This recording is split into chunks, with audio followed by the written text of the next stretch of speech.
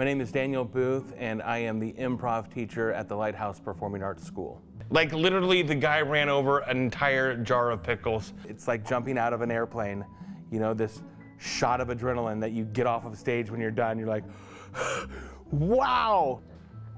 Throwing the lines around dead people, great. Somebody go up and do that with him? You have value, you're important, and I want to hear what you have to say. And not only am I going to listen to what you have to say, I'm going to agree with you, and I'm going to build on it, and we're going to build this thing together. But I want you to be thinking about how you're going to get that cat out of the tree.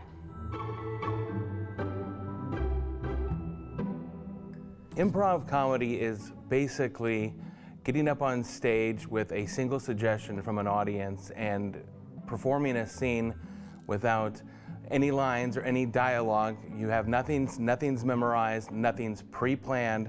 It's just making it up off the top of your head, and hopefully it's funny, and sometimes it is, sometimes it isn't, but most of the time it's funny.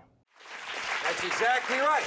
On Christmas Eve, I and my troops crossed the Delaware River and defeated the Hessians at Trenton.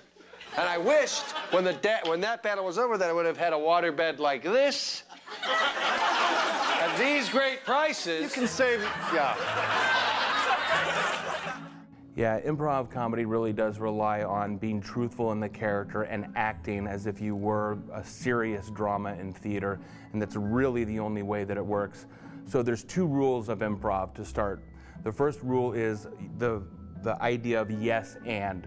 So if I come out and I say, hey, Bob, good to see you here at the hamburger roast. We have established that you are Bob and we are at a hamburger roast. And so that is gospel, and that is the truth and the reality that we have set up. And then you're gonna add on to that. So I would say, hey Bob, it's great to see you here at the hamburger roast. Thanks, Kevin, you make the best hamburgers. And away we go. You're always just building off of the last thing that was said. You're building off of that, and that's how improv works, is it's just like one step at a time, and then you'll get there, so there's never really a pre-plan.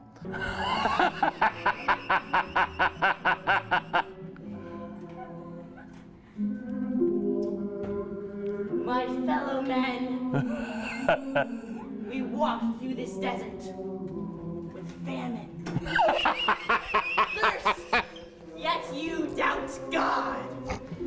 The second rule in improv that really relates to being truthful in your performance is that you try not to be funny.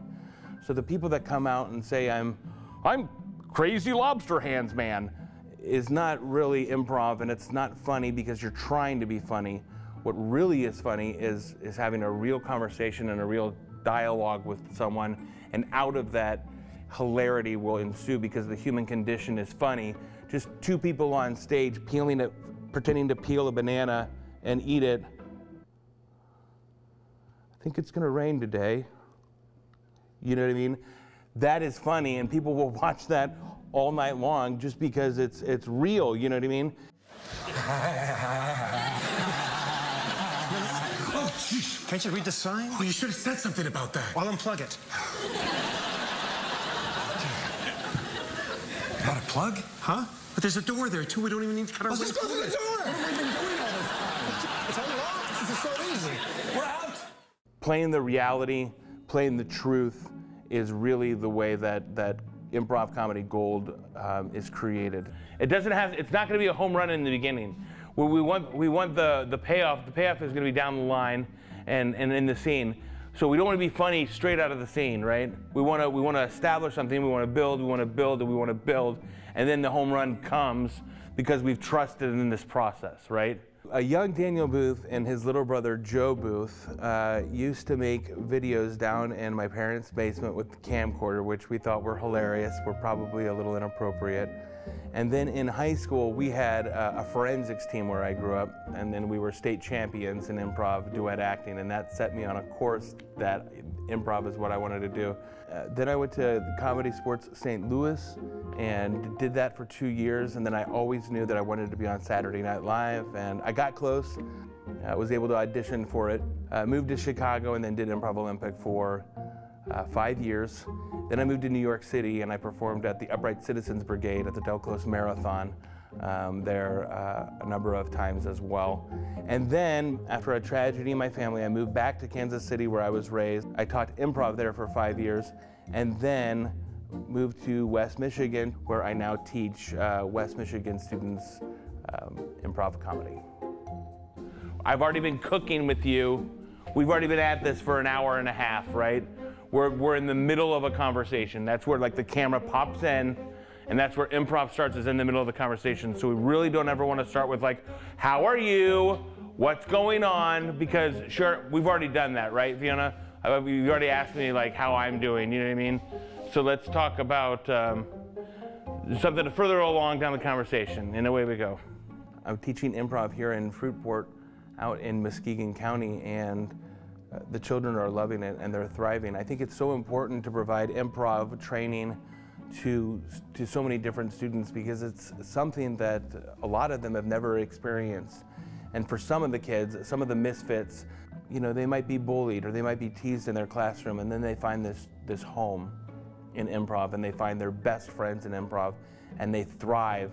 And it's that idea that your ideas, your characters, what you have to say has value. For another one of their students or their friends or for their teachers to say, you have value, you're important, and I want to hear what you have to say. And not only am I going to listen to what you have to say, I'm going to agree with you, and I'm going to build on it, and we're going to build this thing together. There's a lot of freedom in that for a lot of students. The passion for improv for me comes from the fact that it's a fleeting moment, that when it happens, when the improv happens, it's either good or it's bad, but it's gone forever, and it's right here and it's right now and it's in the moment. And when it happens and it works, it's something that you just take with you for the rest of your life. There's not a better feeling than walking off stage and being like, that was the funniest thing I've ever done, or it was the funniest thing I've ever seen you do, or just this feeling of exhilaration, you know? Like I said, improv is scary. People don't want to get up on stage and talk in front of a bunch of people. It's like jumping out of an airplane, you know, this shot of adrenaline that you get off of stage when you're done. You're like, wow! Once you get over the fear of doing that, you want to do it again and again and again and again and again and again.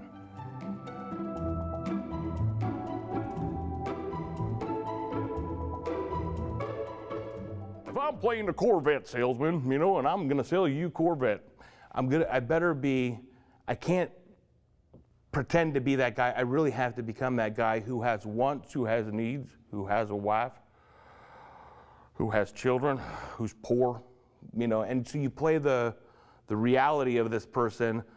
Maybe it's a heightened reality of this person, or it's a comedic reality of this person, you know, but it's still a real person.